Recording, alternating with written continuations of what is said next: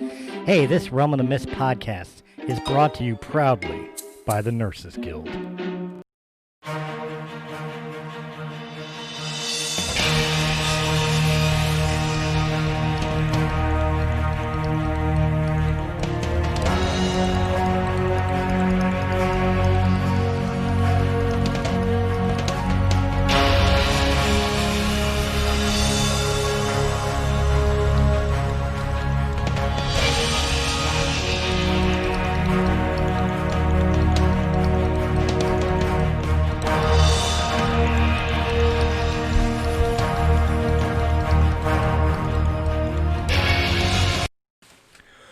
Good evening, everybody.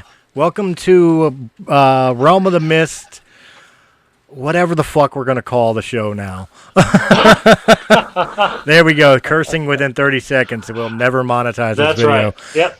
Fuck YouTube. Yep. Hi. At this point in time. Yeah. I am Chris Stolle. He's Chris Rudder. And we're going to talk about Halloween.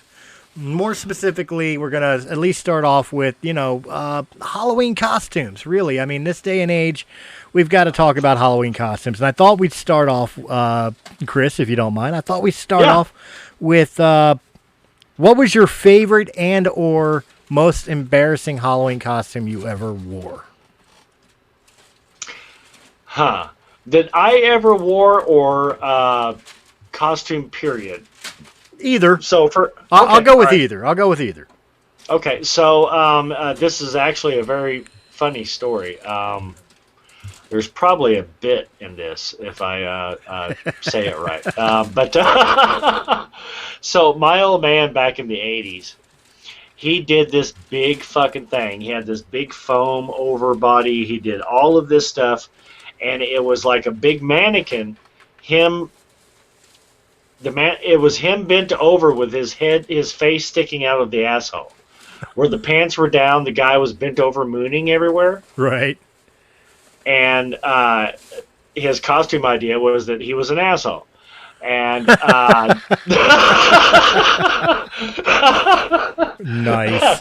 That was probably the most creative thing I've ever seen. And then the other one, my wife and I, we went one year as a priest and a pregnant nun. Oh, jeez. That was okay. Those are a little better than I was expecting. Okay, yeah. My dad's idea took there was so much that went on with like the handcrafting of everything because this is the 80s. There's no like pre-done suits that you could do this shit with. Right. It was all done. He went to the Goodwill to buy all these super oversized big guy pants to make himself a full living model of like if you stood the thing up, it would probably be like an 11-foot tall person bending over showing you their asshole. And it was the face and the asshole, So did he paint some brown flecks and all that like somebody who didn't wipe well? He had brown around his face, the whole fucking nine, bro. He even had like hair, there's a little bit of hair trail going on and all this stuff, and there's no fucking way in the world anybody else has done something like that. I don't think. I've never seen a picture of that. The priest and the pregnant nun, I've seen that many times. My wife and I doing it, everybody thought it was great at the party we did it at, but that definitely was not original. But my old man's the asshole configuration. Well, see, I was gonna lead off with mine that I remembered, and it's nowhere near as bad as the asshole or even the pregnant one. Back in the 80s, I was a young kid, and I really loved the movie E.T. So my mother got it in her head that she was gonna make me an E.T. outfit. Now let me paint the scene for you. She went out and she bought the finger that lights up, the plastic finger, and she phone home. Yep. And she bought the actual mask, the wrap around the whole head mask, rubber mask, where I had to see out of little eye slits under E.T.'s eyes that were, maybe a quarter of an inch wide, to be able to see through, and a mouth to breathe through in the neck. Okay. Perfect. Now, the rest of it, I want you to understand, this is in Philadelphia, too. The rest of it was like carpet thick shag rug bodysuit that she sewed together with the exposed ET heart made of sequins. Was she trying to make you look like you were in the basket, or if I took the helmet and the finger off? Okay, no, I didn't look like I was in the basket. I had the little ET floppy feet. Oh, okay, all right. And then the full body. Okay, yeah, I cool. had the full body. I had the full body suit of ET. It was just furry. That's fucking awesome, bro. Like if I took the head and the finger off and wrapped a scarf around my head, I'd be a fucking Ewok. That's how awesome. furry this suit was. And like I said, the heart, the exposed heart was all sequins. Now understand, I am not picking on the work and dedication my mother put into this outfit. I wish I still had a picture of it because it was beautifully done. But an 8-year-old kid in this outfit sweating his underdeveloped balls off in this goddamn suit. I'm sweating my pebbles off right now. You go to the school Halloween thing. Everybody else is wearing the fucking cheap plastic Optimus Prime suit, and you've got this fucking dead Wookiee all over you. That's fucking epic, bro. Yeah, that's awesome. Back in those days, and I say back in those days, we're not even talking about how our parents actually did Halloween, where they custom made everything they did. But right. Back in those days, whenever you did have a parent who would make you a Halloween costume, that's something, man. That's whether you have pictures or not, just having the memory of something like that, because that's something 99% of kids today are doing everything store bought. And to have that creativity at home where someone's able to piece it together, it may not be right, but the concept still comes through. Like, that's something we're not going to see anytime soon. Oh, you know what? Especially still do it. Mask out. I still do it. Like last year to show up to my niece and nephew's Halloween, at their house, and they were handing out candy and to help out. I didn't have the money for a whole lot of shit, so I went to a thrift store and I bought, a crappy pair of jeans and, a flannel shirt, and I had work gloves. And I went and bought from the dollar store, I bought a white hockey mask and some finger paints, and I painted the mask to look exactly like Jason Voorhees' mask. And I stood on their property handing out candy as Jason, and everybody knew who the fuck I was. And I spent $6 total on that outfit. The crazy thing is, this year, if they were to do a Halloween movie, it would be Jason hiding in the bushes wondering why everyone else is wearing a mask and why a woman with short blonde hair is yelling at him about social distancing. You can't go kill him, Jason. You got to get in within 6 feet. This would probably be the funniest fucking Halloween of all time if they were to do a movie matching what's going on right now. Jason Takes Manhattan Part 2. Yeah, right. Yeah, everybody's like, oh, but he has a mask on. He wouldn't stand out, Did you see where they put out the new rules for... This is California. This isn't nationwide, so I'm not trying to shock jock it or anything, but it is in California, where they're actually put out a mandate that you have to wear you have to wear your breathing mask over your mask. Your breathing mask. So people who you haven't go to the bar, the mask you have, or every day, your everyday mask that you have to wear has to be over the mask that you wear for Halloween. But then again, they also for fuck's sake, really? Yeah, and then at the same time, they also said basically that you can't trick or treat because of social distancing. So they put out these guidelines, and then in the same breath said, all of this is what matters, but at the same time, you still can't do it. Look, you still no. I'm sorry. I'm sorry. I don't even know what the rules. I don't even know what the rules are here in Philadelphia yet.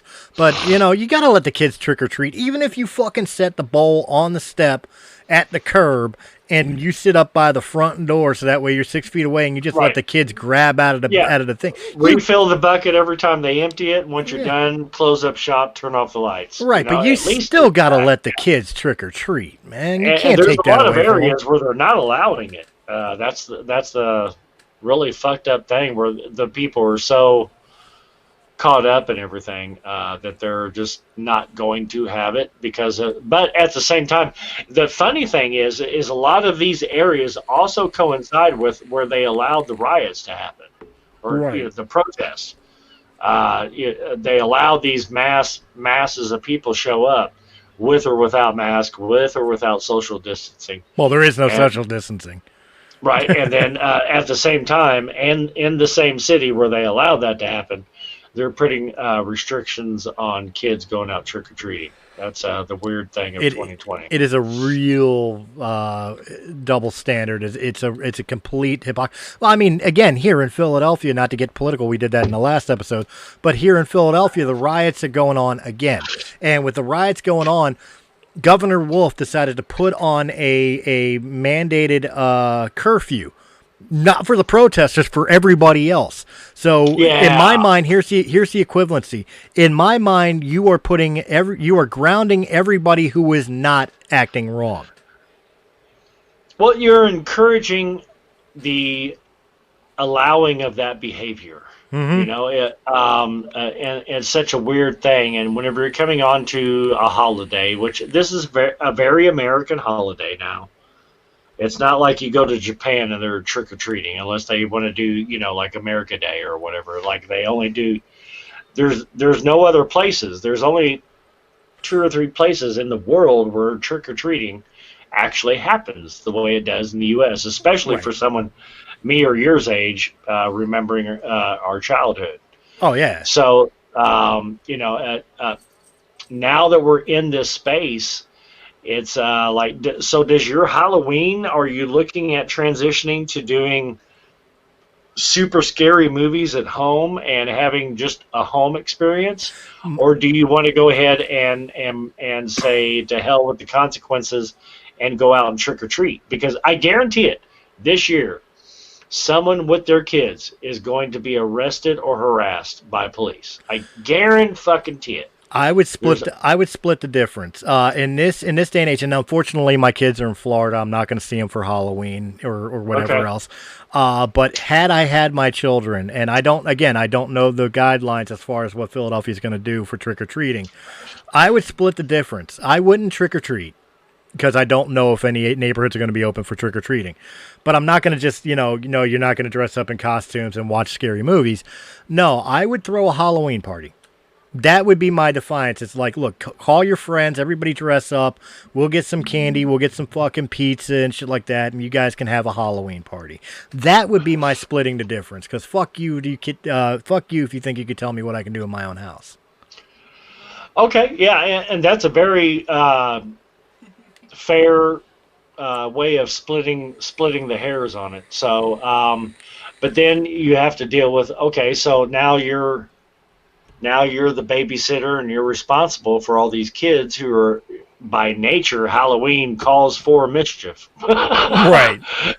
There's, until we talk about a whole new breed of kids who have never seen it, Halloween does call for mischief. Right. So, you are taking on some, it's a tricky thing, really. Like, if you're trying to find the way about it, you're trying to find the way to abide by the rules. You're trying to find a way to work your way around it and still have a good deal, a good thing for your kids. Or do you abandon it completely to be politically correct? And, from my side of the fence, you don't abandon it. You don't abandon those traditions. You find a new tradition to create. It's how many parents are going to participate with you, I think. That's where the trickiness comes in. True. Okay. True, but I would fight for tradition, even if it was just like a backyard Halloween party, with the help of other parents, obviously, to keep things in semi in line. But for kids, a lot of kids, especially nowadays, maybe more teenagers than the younger kids, Halloween is damn near as important as Christmas to them. If you go by retail sales outside of gift giving, Halloween is just as important as Christmas, actually. Yeah, commercially. So yeah. I wouldn't want to take that away from them. Would I take away, say, Easter? Searching for the Easter eggs from the Easter Bunny. Sure, that one they don't care as much about. As long as they've got the little basket, they're fine. The basket of candy, they're fine. They don't care about the other parts of the tradition. But Happy Halloween, National Zombie Day. right. But as far as Halloween, they look forward to putting on their costumes and becoming ghosts and shit like that, and collecting the candy and having fun and running around after dark and shit like that. You can't take that away from them. That's not fair. Yeah, and there's there's a lot of things that are going to happen in the next couple of years.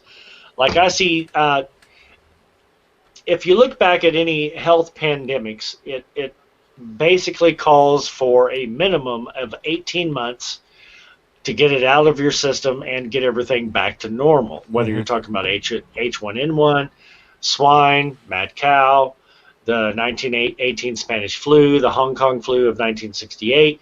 It took basically 18 months for everything to work itself out and for us to get back onto a normal deal.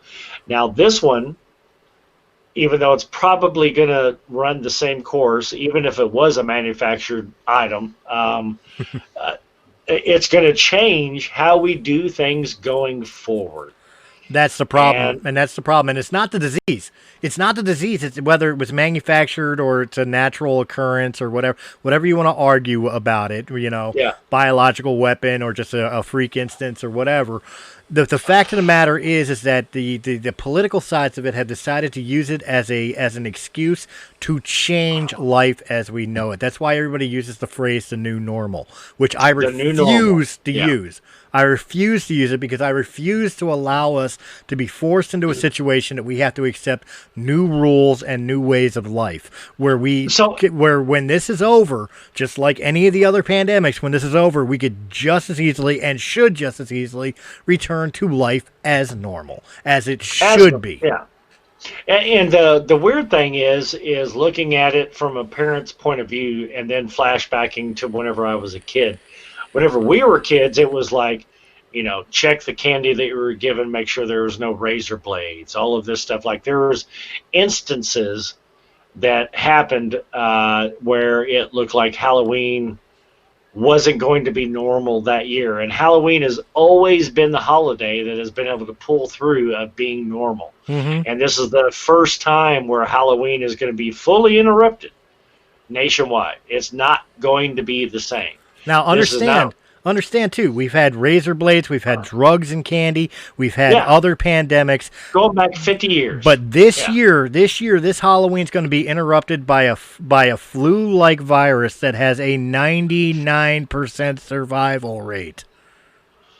Yeah, and as somebody who actually had it, you and I talked whenever I actually did have Corona. Right. And going through all of that.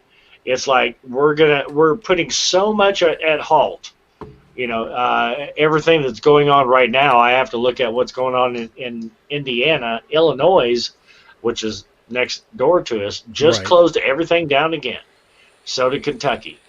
And the timeline up until now is that our governor follows Illinois or Kentucky by within a 2-week period of time. So we're going into post-Halloween, going into Thanksgiving, where a lot of people are unemployed again. And there's nothing in place to be able to help everybody.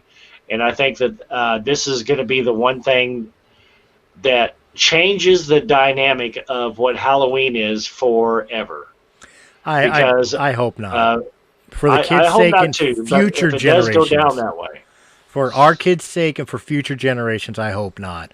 Because you can't, that's like again, forgive me for people who don't celebrate this holiday, but that's like taking away the Christmas tree or Santa Claus from Christmas. It's tradition. It's something that you believe in. It's something you get proud to teach your children about, being good all year so that Santa will bring you a present and, the jolly old fat man in the North Pole with the elves and shit like that. And then you just take it away. You just take it away. And future generations don't understand why you would even think about Santa Claus because that's just stupid. It's the magic of the season. Let Halloween be Halloween. Let Christmas be Christmas. regardless of political points of view, regardless of fucking, whatever world pandemic or issue is going on in the world right now, let traditions that are primarily for the enjoyment of children remain enjoyments for children.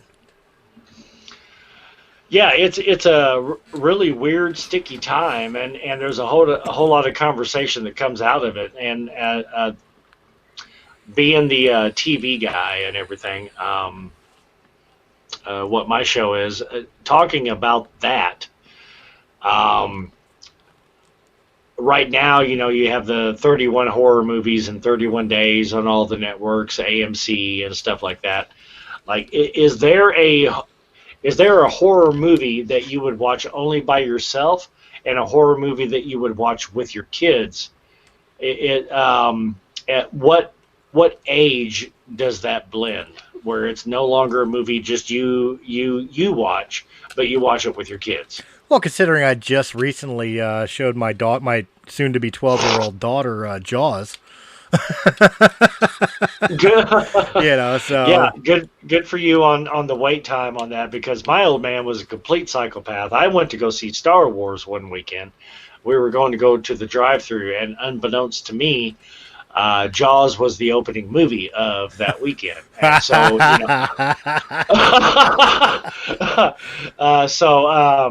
I have a bit, and it's been played repeatedly on the Jaws fan group, and kudos to them and all that stuff. But talking about what kind of psychopath takes a 7-year-old to go see Jaws without telling him what's about to happen. Oh, you're an old man. I was 5 the first time I saw Jaws. Yeah, and right. I know I've said this story before, but just it bears repeating. After seeing the movie for the first time, I never again took a bath. I started taking showers because my 5-year-old brain was scared the shark was going to come up through the drain and eat me. I was a competitive swimmer at the time that this happened, and it took a year and a half for me to be able to be okay being in a pool. So you at least had 2 years on me there. Yeah. It's such a, because back at that time, like, there wasn't another movie to compare it to have you ready for it. It was the first of its kind. Kudos to Carl Gottlieb. Both of us have talked to him. But did you see last week I interviewed Joe Owls? Yeah, that would be that's a cool interview. They invented and completely built Bruce. That would definitely be a cool conversation, almost as cool as coming from the mind of the person who came up with the story. And since then, there's been so many other kind of shows that, like now my daughter, she's only 26 feet and 26 years old, and whenever she saw that movie, what was it, 26 meters or whatever, where that shark hunted 39 meters down or something like that, or 42 meters down, something like that. Seeing those movies, my daughter sees that movie and I'm like, oh well, here's a cool shark movie. And we watched Jaws, and she's like, yawn. It's how do you yawn? Even my daughter was scared to death of Jaws. She loved the movie, and she didn't have nightmares. But I mean, she jumped at the appropriate points and all that. Especially which it was beautiful to be able to yell at Joe Alves. I had so much fun because he was telling me about how when the movie was completed and they decided to add the scene of Bed Gardner's boat with the head that popped out, and I was like, by the way, Joe, fuck you for ruining my childhood, because that's scared the shit out of me as a kid. Yeah. Are you talking about whenever Dreyfus is down in the water? Yeah, and they first discover the tooth and all? Yeah. Then the head pops out? Yeah, that one. That was such a spooky scene. And, whenever you're 7 years old like I am, and you're thinking, I'm here to see Star Wars, back in those days, at the front, underneath the big screen that everybody watched the movie on, there would always be a playground, like a merry-go-round, and swings, and all that shit. And the first part of the bill, everything was done in a double or triple bill at that time. And all of a sudden you hear, no.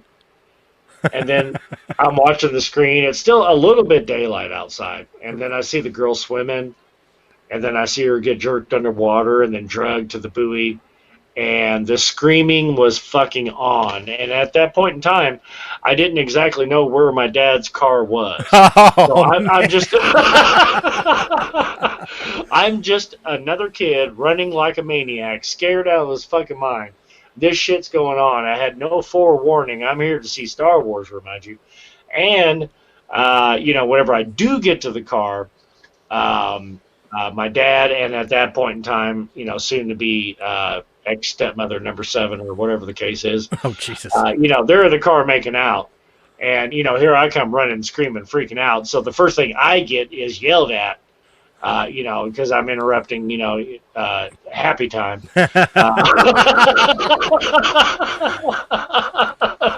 So I'm totally traumatized by this poor pretty girl being dragged underwater. I get yelled at because I'm interrupting happy time. I get put in the back of the El Camino with a lawn chair. Then a spider's crawling on my leg. Oh, Jesus. I'm screaming. The water, and at the drive-in, if you can just imagine the total effect, like what's up on the screen, you could see some shadows of on the ground, right? So you're seeing a little bit of the water around you and whatnot, just the way the projector is working.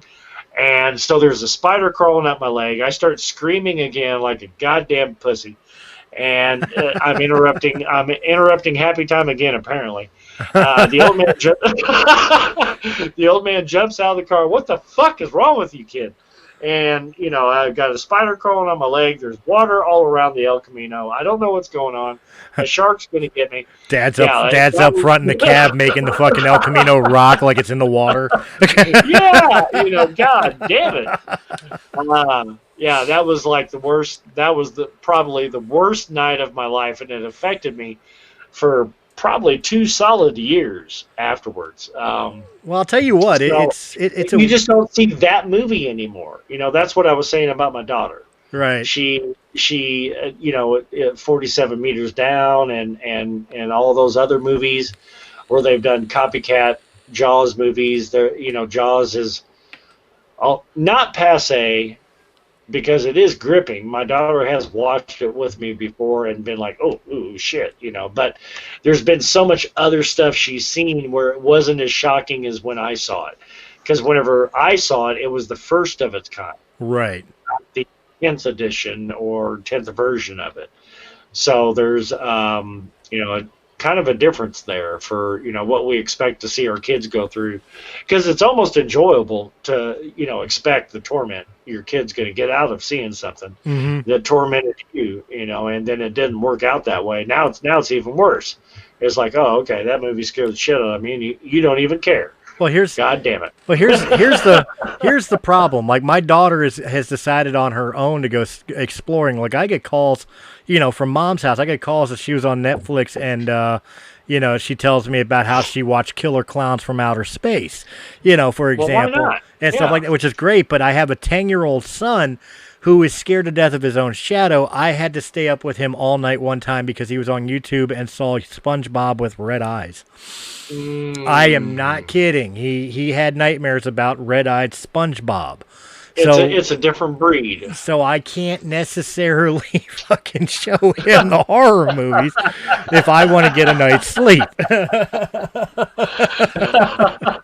Yeah, that's funny as fuck, man. It's the difference. I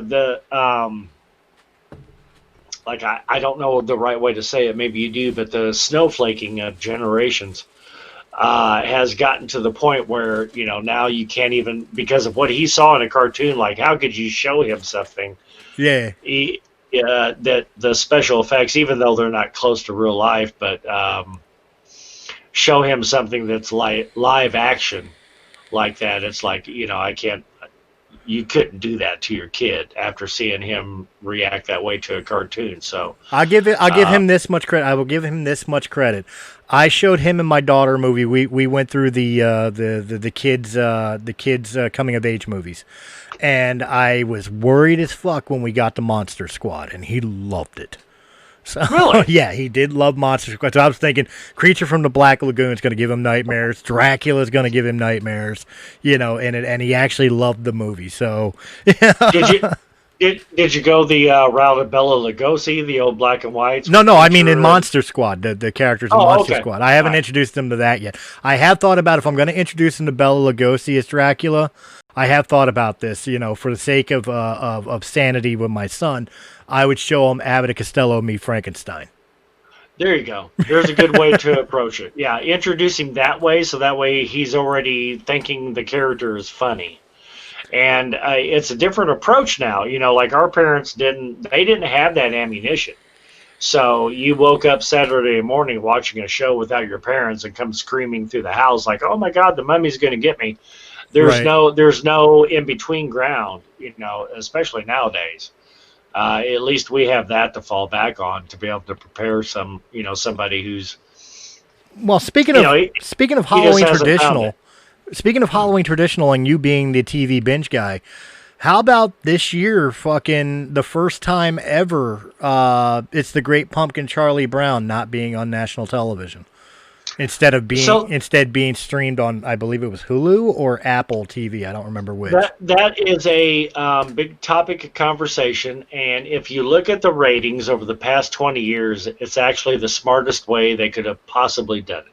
I think it's dumb. I don't agree. But go ahead. There's a lot of people that are not going to agree if you don't look at it from that part of view, because for me and you, it's a tradition of childhood. Okay, so it's supposed to be on Friday night on ABC, Charlie Brown and the Great Pumpkin. Right. Now it's on demand. So instead of waiting till Friday night, I can show my kid Tuesday, or I can tell him about it and show him the show, or show him that show which leads into a show that's more contemporary.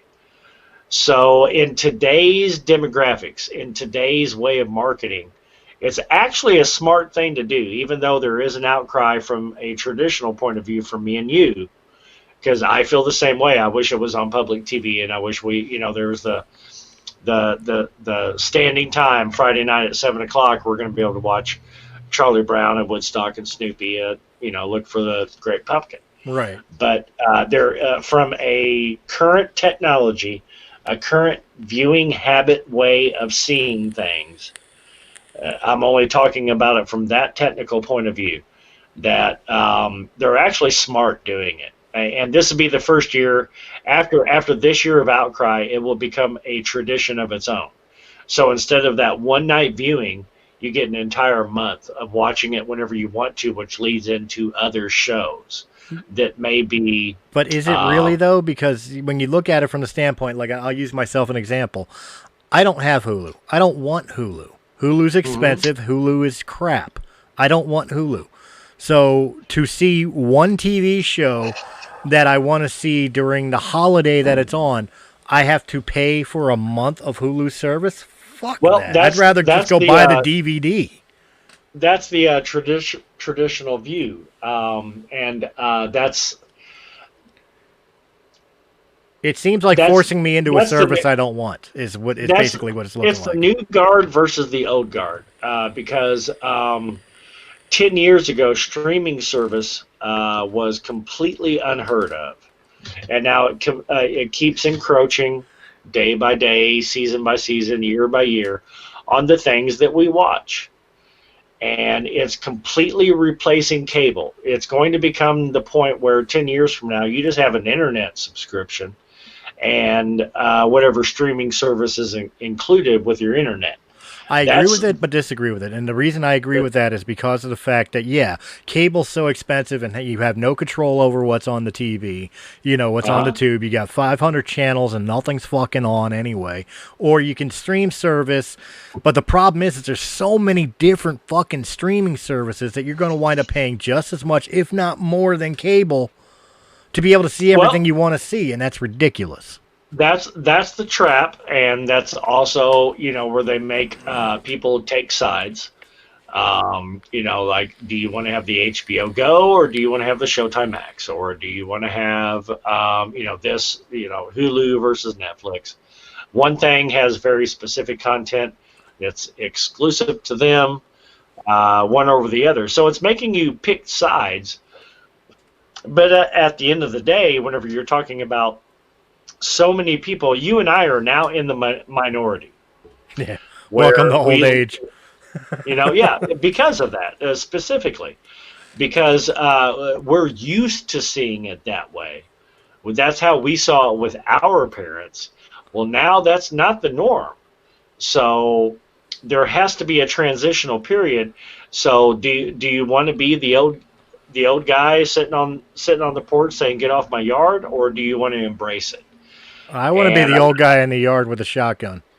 right, and to a point, I do as well.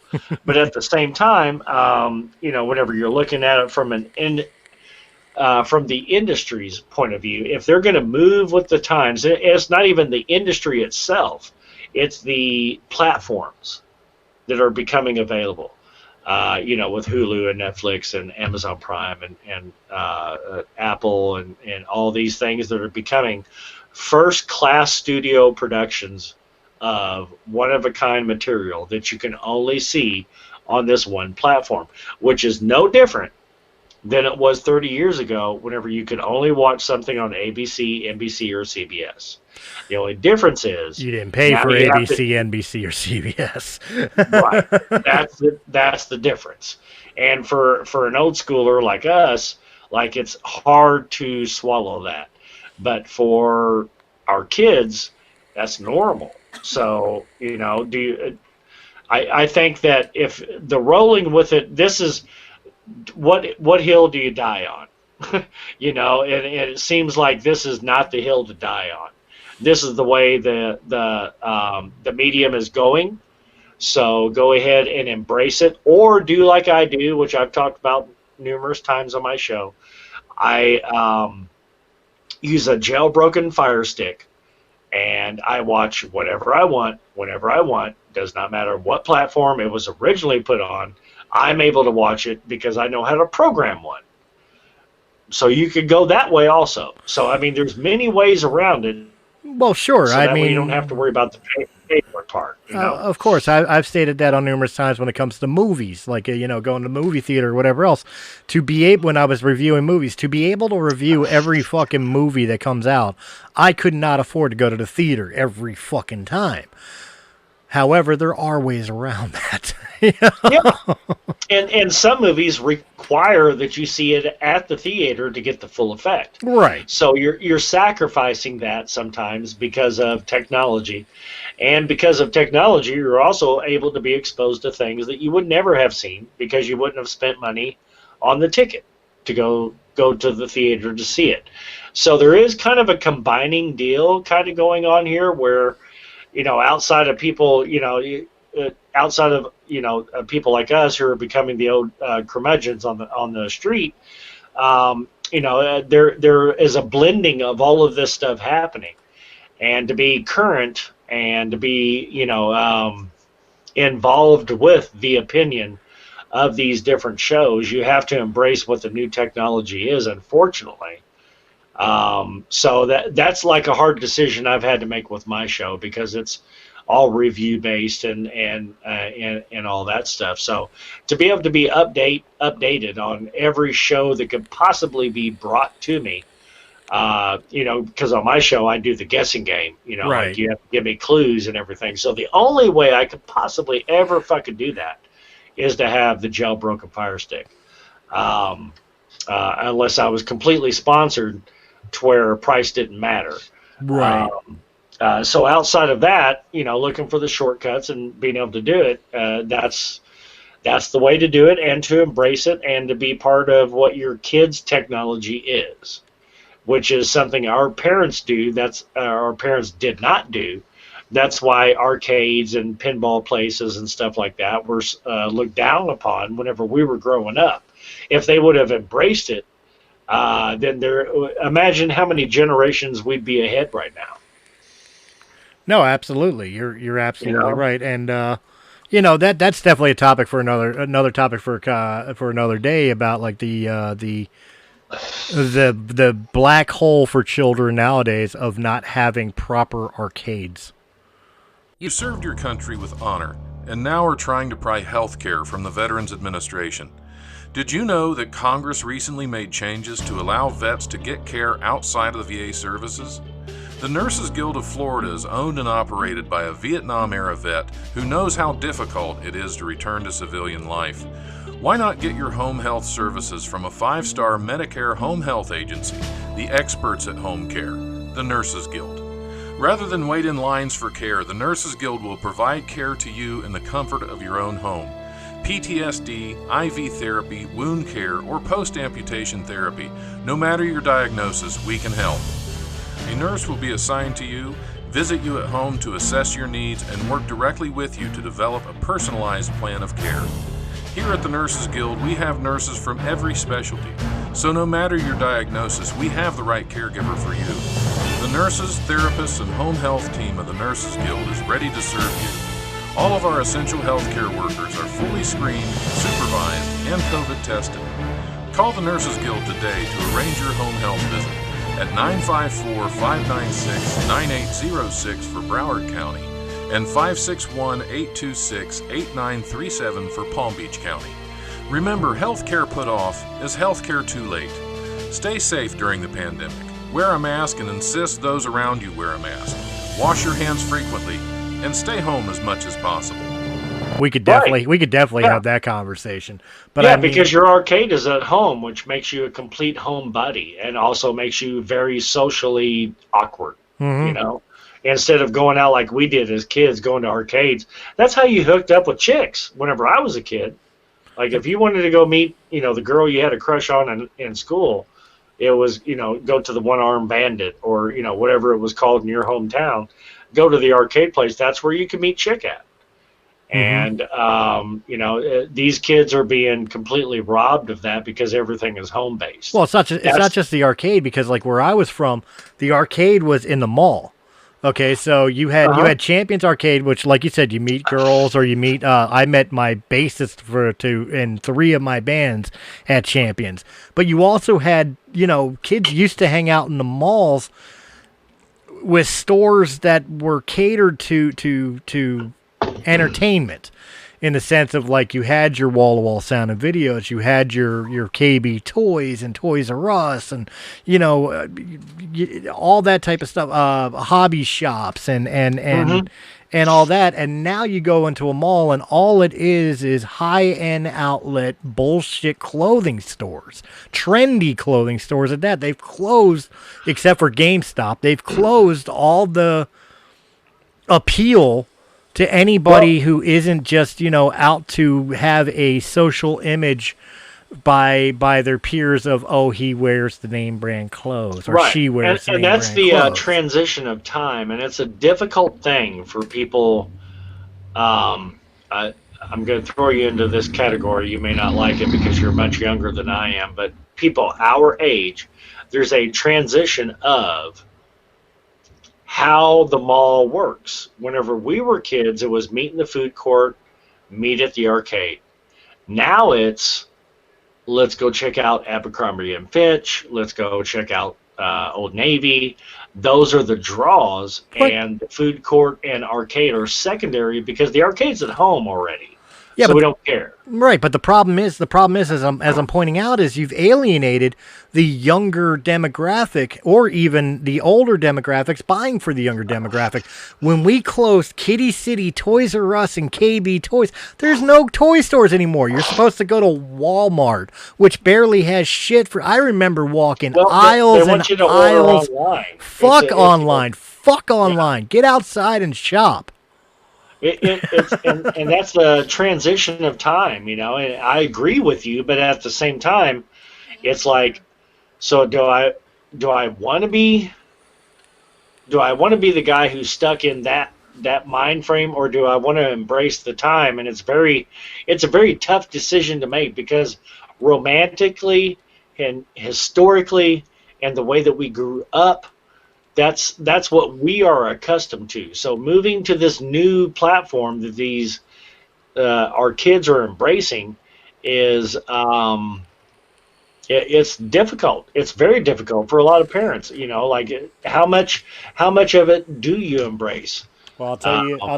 You know? I'll tell you what, you mentioned earlier in the show, you talked about hills you'll die on.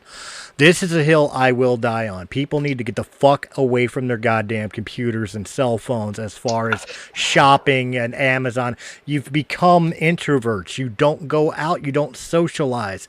Go to a goddamn park. Take your kids to a playground. Go shopping at a fucking supermarket. Stop sitting on your fat ass getting fat. You're all going to turn into the motherfuckers in Wall-E. Yeah. Where the little robot guy does everything for you. Yeah. While they're sitting in the little floating chairs, sitting right next to each other, talking to each other, FaceTime, in a fucking chair while you're 600 goddamn pounds. Yeah. And you know, whenever you're talking about the Halloween season, that's the original topic. What show? Your kids are what age? 11 and 10. Well, and 10. 24, but we won't count him. Right. Yeah. Okay. So I have a 26-year-old. You have an 11 and a 10-year-old. Right. Being at home and having access to something like Amazon or YouTube Red or, you know, whatever the case is, you know, all these pay-for platforms gives you the ability to put up subject matter that everybody in the house is going to be happy with this time of year. Like my 26-year-old is not going to be entertained by what your 10-year-old wants to watch, and vice versa. But because I do have the multiple platforms, I'm able to put on something somewhere, everywhere in the house that people are going to be glued to. So that's the embracing of the technology, but at the same time... But there's also a downfall to that mindset. Like you said, okay, your 26-year-old's not going to want to watch what the 10-year-old's going to want to watch. So that you set up the 10-year-old to watch, you know, Bon Voyage Charlie Brown on the living room TV, while the 24-year-old's up in his room watching fucking Highway to Hell Part 7.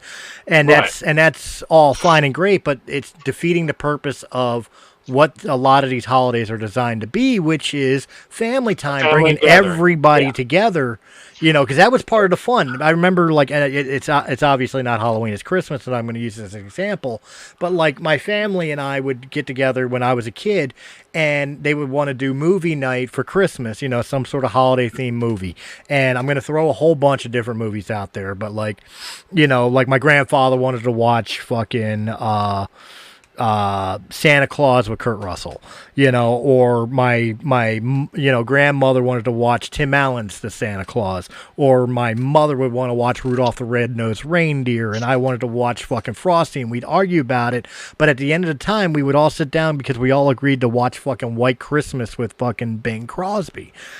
That was the point, as the family getting together, picking a movie that they can all agree on and watching the movie. Right. And from a, you know, being traditional about it, what the new technologies allow is for, instead of the argument, we can do an all-day marathon, all from one source. That's the beauty of it, actually. And I understand your point of it. Because I feel the same way. Like, there's some things that have to be watched on certain holidays for certain reasons.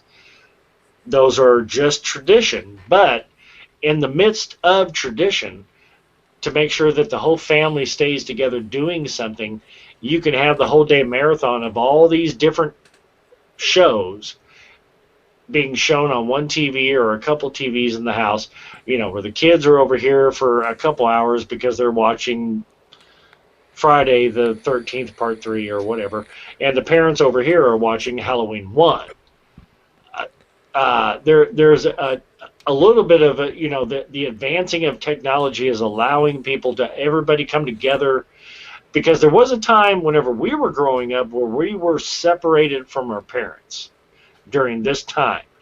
You and I, our parents did not understand Friday the 13th. If we went to go see Friday the 13th, we did it with friends. Right. We didn't do it with our parents. But with new technology, you can actually do that. Even though it might be in separate rooms, everybody's still together, which is kind of a tightening a little bit of the family unit if everybody can look at it that way. I just think that there's pros and cons with it, and the pro part of it is I want my kid to be at home, and everybody's safe and all that good stuff that comes with it, especially in today's climate. You don't know what's going to happen this Halloween night, Saturday night. But the ability to have everybody under the same roof watching something that the subject matter relates to it. And if your kid is walking from, the second bedroom, coming to the kitchen to grab a glass of Kool-Aid, and they see that, mom and dad is watching Mars Attacks, and they're like, what the fuck is that? And all of a sudden they're watching it with you. Like me and you never would have gone through that. But today's kids could. So I think there's something to say about that. As long as people embrace it that way. If you want to separate it, then, it is what it is. But I think there is an ability, because we all know that as preteens and teenagers, they don't want to do the same thing as their parents did.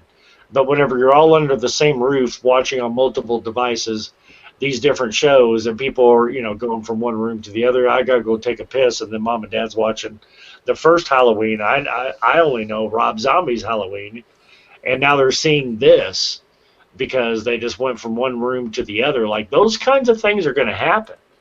And that's, looking for a silver lining is what I'm doing with this, is there is a positive that can come out of it if we don't, separate old school tradition versus new school ability. Well, I think embracing both of them is a good deal. I'll agree with you to that point. I'll go. I hate to say it this way, but I'll ride the fence a little bit here to agree with you on the fact that, that there is, the silver linings of new technology may be there. However, I still cannot help but feel like there are things lost to have it. Yeah, imagine what me and you, our grandparents, what they thought whenever they saw the change of the traditional Christian or church-based Christmas to the commercialization of it. Imagine what they were going through while they saw that happen, because it was our parents and grandparents who went through that. And it's become a completely different holiday versus what your grandparents, like we all remember dinner at grandma and grandpa's table. And depending on your family, maybe that's still there to an extent, but for the most case, it's not. And, whenever you're dealing with that change, like they went through that and they saw it, and they didn't exactly succumb to it, but at the same time, technology just changed it. Well, the family dynamic itself has changed too. Well, there was a time where no matter what you were doing, no matter what time of day, or not what time of day, what time of year or whatever, you were out playing with your friends, or you were out doing chores, or whatever the case may be. But dinner time was dinner time, and you ate with the family. There was no everybody sitting wherever they want to sit and eating whatever they want to eat. It was mom or dad made dinner, put it on the fucking table, you sit down and eat. And the holidays, especially, like thinking like Thanksgiving for the sake of argument, there was no, I'm going to go eat over at Joey's house. No, you're going to eat with the fucking family. Right. Right. And then I think traditions like that, which again has led into the breakdown of the family unit. I'm not going to say the nuclear family for people that hate that term, but the family unit of the closeness of the family unit is being lost in separating ourselves in so many different ways. And especially, I put this blame on the current parents because you're not enforcing it like your parents did to you. Well, so there's maybe a different way of looking at it, but we're dealing with the results of people being raised by Dr. Spock. Well, not that, but because that's been around since the actually mid-'70s, so you can't really. And look at how the generations dropped from there. Yeah, and then since then we've had participation trophies and then you have kids being raised by grandparents. And now we're dealing with basically essentially what is the second, maybe the third generation of men being raised by women. And so the change in family dynamic is not new or current. What we're seeing is the fallout result of how society has really dealt with it, which is no, say it right. It's not society dealt with it. Society failed. Society failed their children. Let's call it what it is. Yeah, we didn't hold up right, and we didn't stick to our guns. So that has fallen to the wayside. So now it's a new time, and it's a new way of doing things. And I guess for a lot of people out there, you're looking at a way to be able to either celebrate with or to alienate your kids, and embracing what they're going through now and seeing what's going on as far as technology and whatnot. There's a different way of doing things.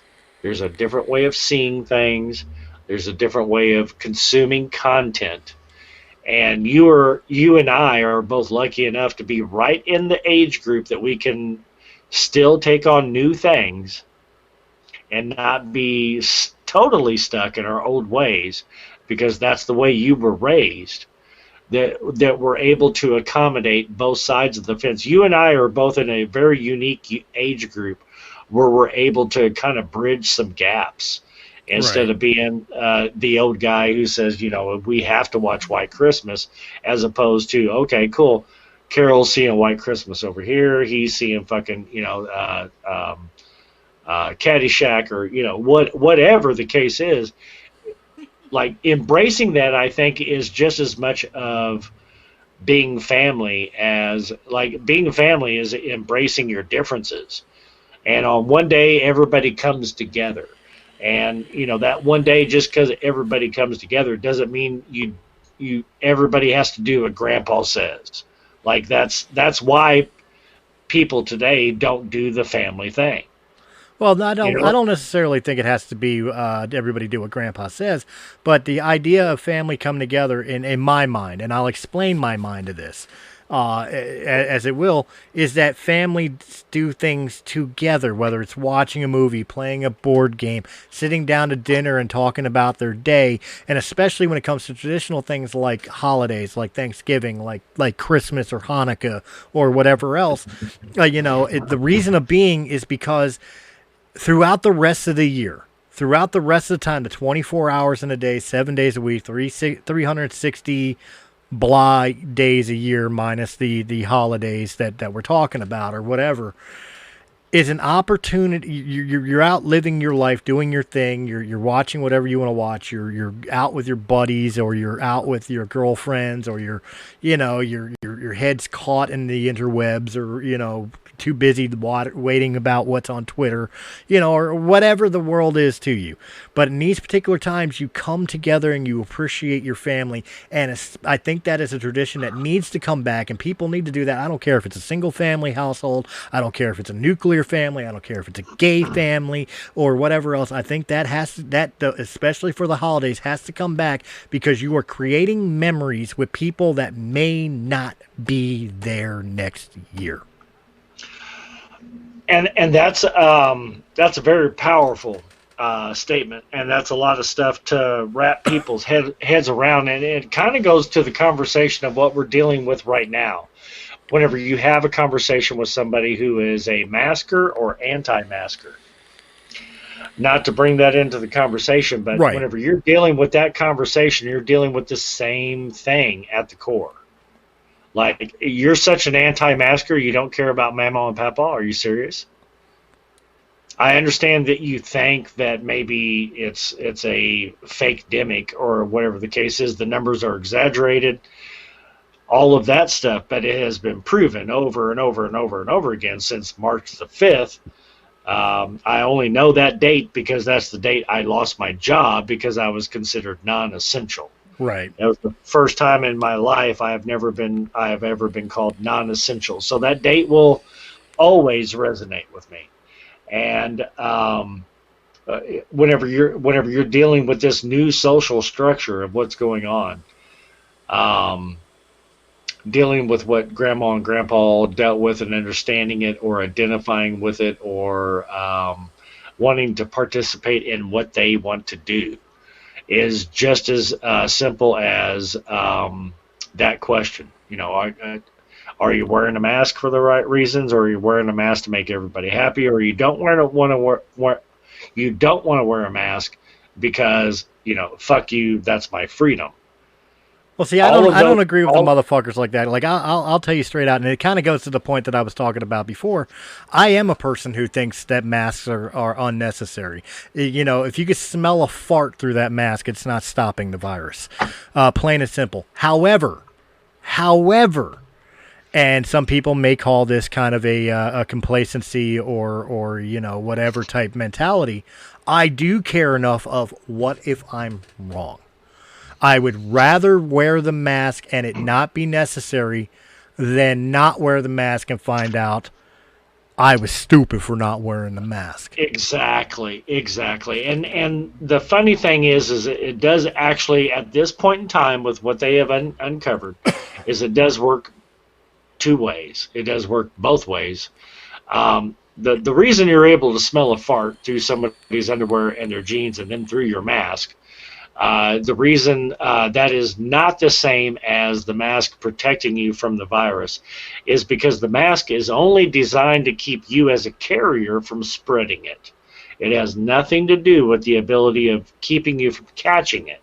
It keeps you from spreading it. Okay. That's the only scientific thing that has been upheld, no matter how they look at it. Okay. And whenever they've done the studies on it, it's actually been found out that the coronavirus molecule is much smaller than the fart molecule. That's the reason. Right. Well, that's why I'm gonna debunk that theory right now about it being to protect others. You're a smoker, so right now I want you to light a cigarette, take a deep inhale, and then put your mask on and exhale. If the smoke comes through, it's not stopping the virus. Yeah, and that's perfectly viable. That's it, and that's a common sense way of looking at things. Whenever you're not, if you're not applying the precautionary part of the conversation, right? It's all and has it gone way overboard? Fuck yeah, it has gone way overboard. We've gone way out of our way. Because I have the same, even though I'm a masker, because I did have corona. The reason I got corona is because there was 13 pool players at the bar that I worked at. That on nights, it was a couple of nights of big city tournaments. You knew you felt bad, but you just had to play pool so bad enough that you came in, and you didn't have a mask. And I got corona. I can identify it to one event. Exactly. Okay. Right. So wearing the mask or not wearing the mask, if those people, because the argument on that in Indiana, I don't know about everywhere else, but in Indiana, because they're pool players, they're participating in a sporting event. So they didn't have to wear their mask. So they're up walking around freely, not wearing their mask, knowing they're not feeling good.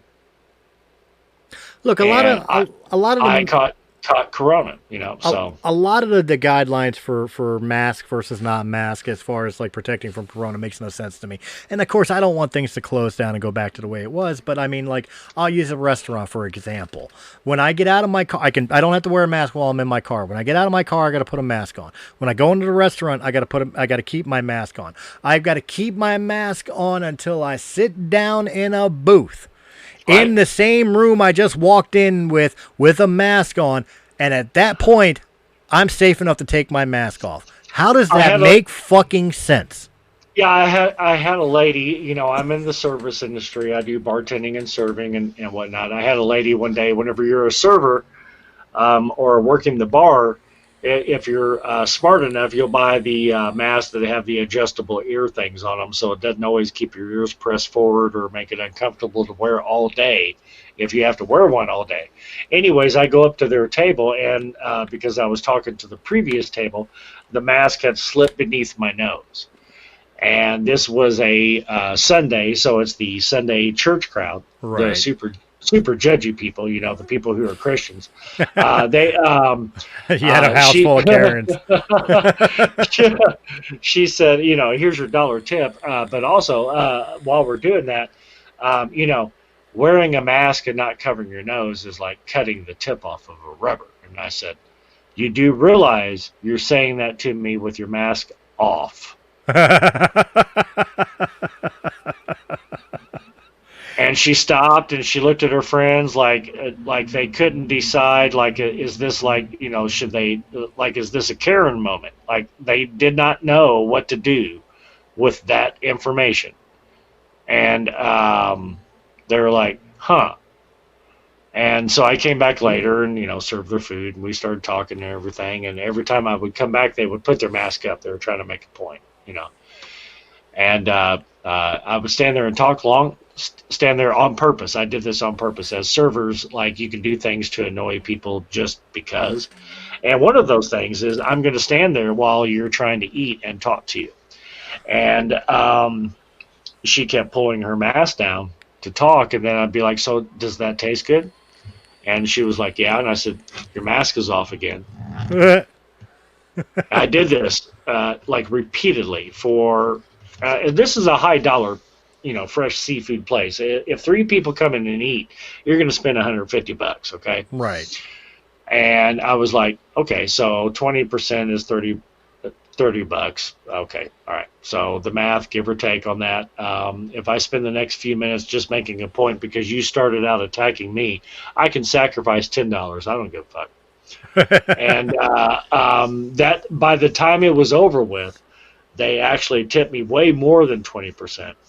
And they were laughing. They had their mask off. I was sitting at the table with them. We were having a good time. And it was, and they were like, you know, and these were older ladies, and they were just doing what the news has told them to do. Right. I get that. And so that's the reason I had fun with it. But by the time it was over with, they were like, you know, nobody's ever said anything like that to me. And I was like, well, maybe that's your fucking problem. But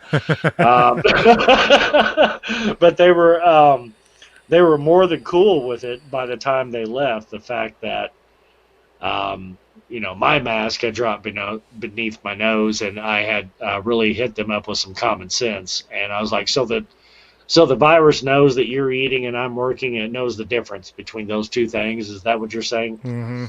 And they were like, can I have some salt and ketchup? I was like, yeah, that's what I thought. And I bring them back salt and ketchup. And, you know, the conversation just kept going as the afternoon went on. They spent a couple hours there, and they just kept staying because every time I would come back, I would have something new to say to them. And they got a fucking kick out of it. And they all way over tipped me. They were, you know, super fucking great. And a lot of servers or bartenders out there have horror stories of the exact opposite. But it was just really funny to hit somebody with that question, like, you do realize you're saying that with your mask off to me. Mm-hmm. And they were like completely stunned and did not know what to say next because news had not prepared them for that. They did not know that was the next question from somebody who actually thinks about shit. So that was a really funny afternoon, actually, dealing with those. And they have become regulars. Now they come back all the time. And they pull their mask up, and they're like, do you recognize me? It's a joke. You know, they pull their mask up and or pull it down. They're like, do you recognize me now?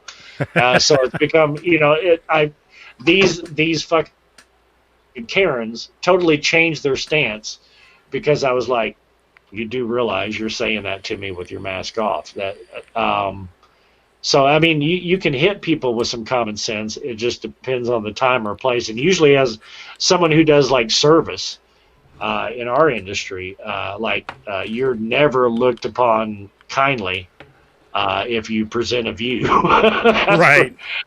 That's for fucking sure. But these 3 old ladies were like, huh. You know? Like, it could have become a total Karen moment, but they were like, huh. And they allowed common sense to prevail because the way I hit them with it.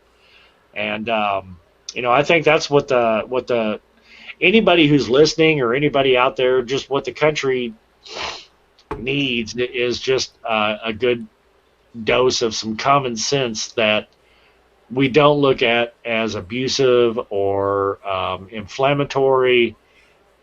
The fact that I say something just that simple, that's common sense, and it was received that well, shows that a lot more people are capable of it, and it's just a matter of how you deal with the subject. Because I wasn't offended and I didn't get hot, and I was like, you do realize, like, I almost talked to him in my sexy phone voice. I was like, he charged them $3.95 a minute for that.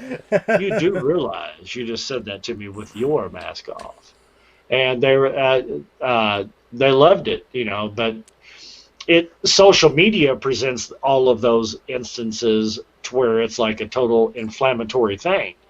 And, I don't know where I was going with it, but that just seemed, it was just very telling that somebody who was being guided completely by news and by media on how they're supposed to act in a certain situation, when somebody hits them with face-to-face common sense, how quickly that's able to change when common sense is interjected. Well, that's because conversation. That's because the world has been conditioned through mass media and through social media and mainstream media. We've all been conditioned to knee-jerk react and emotionally react to things that offend us or that we feel are wrong, instead of taking a second, taking a step back, and rationalizing it, using your common sense on the proper way to respond to a situation that you may not necessarily agree with. To give you an example, if somebody wants to tell me that I'm a homosexual, okay?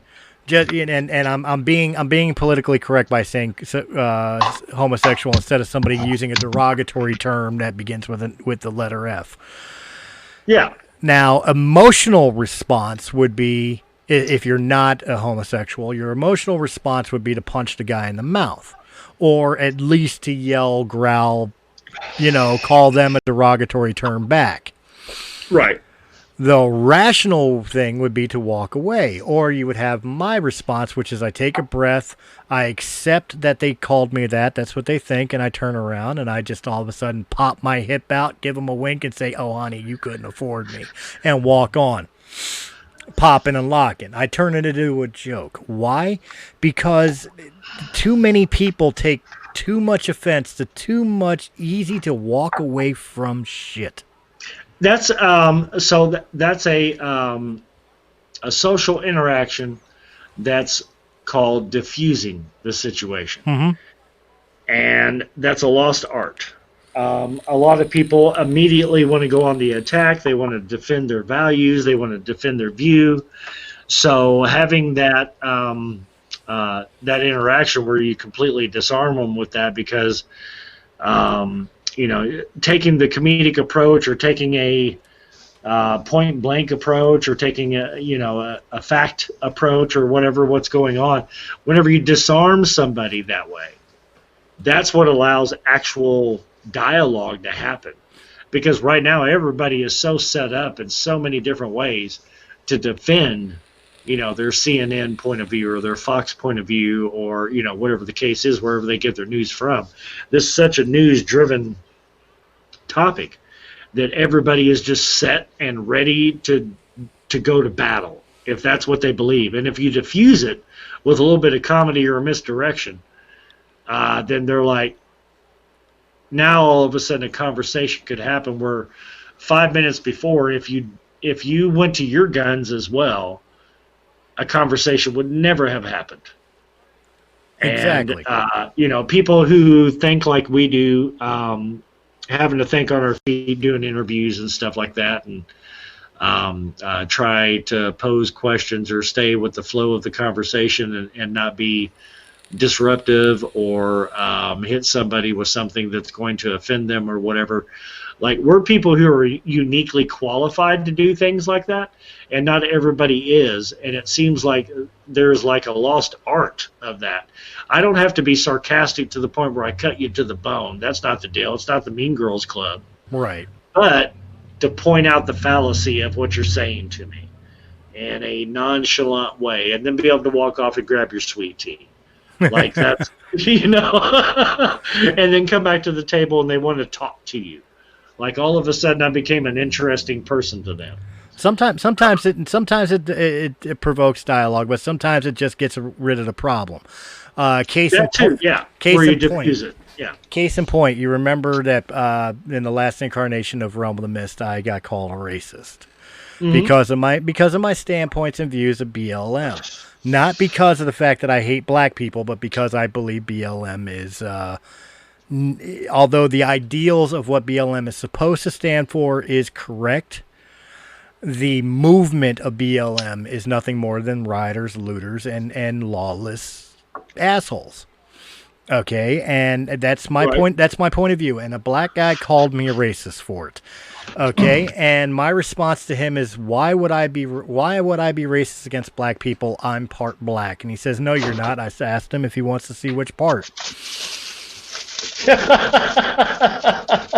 He blocked me on social media. I got the silence I wanted. So my tact on that, or my approach on that, is if you're going to block me for a different point of view, like I have never once during all of this and the past 2 years of discourse, it's become incredibly prevalent, where people block or unfriend people on social media or whatnot if they have a different view. Right. And I've never been a person who's done that, and I've always looked for a way. And I don't know what part of my training that comes in with this, dealing with, corporate HR or sales programs or whatever the case is, where I immediately look at this as a situation on like, how can I close this deal, or how can I completely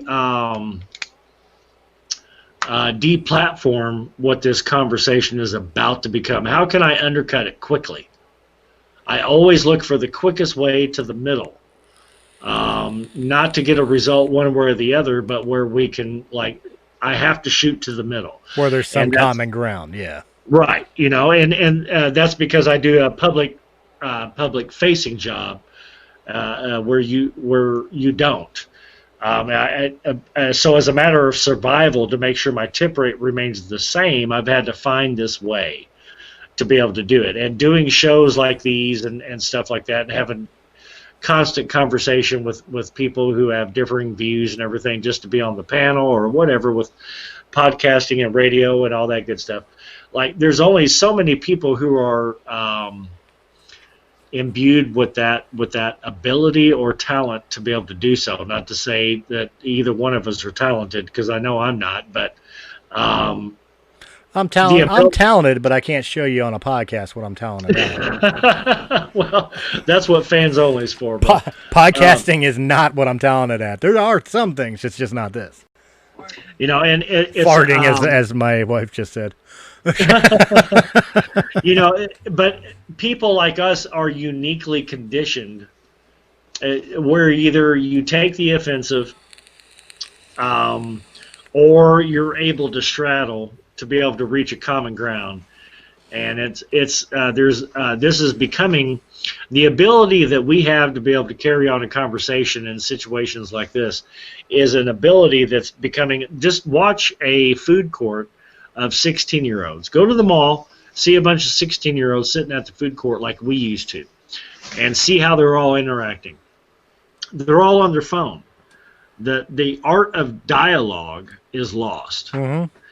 The art of making an opinion because it's hidden behind an avatar on social media. That is the new norm. You and I are the dinosaurs. And the only reason that's a new norm is the same reason why I don't take most arguments on social media seriously.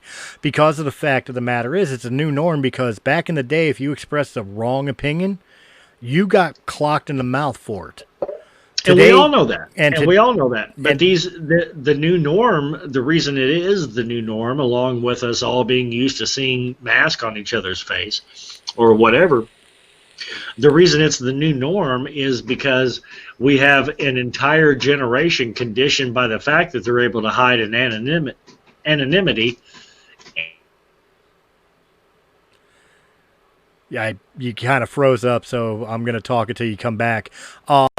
No, you're absolutely right. It is a generation that believes that, you know, the guy you or girl you hear on your headset playing on Xbox is your friend, that dating is changing your status on Facebook, and that you could say whatever you want with impunity because nobody could touch you while you're sitting behind your computer in your mother's basement. The fact of the matter is at the end of the day, everybody is too quick to jump into situations without thinking about the consequences of their actions. And the reason they don't think about the consequences is because the actions no longer are getting the consequences that they normally would have deserved.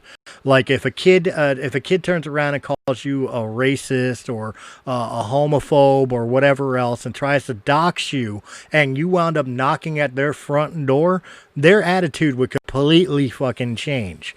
You know, yeah, he fucked up. I'm going to call him again. So I'm going to continue talking while we're doing that, so that way I can get him back into the conversation. You know, because of that factor, is why we no longer. Damn it! All right, fine. It must have froze up on my end. Hello, I hear you.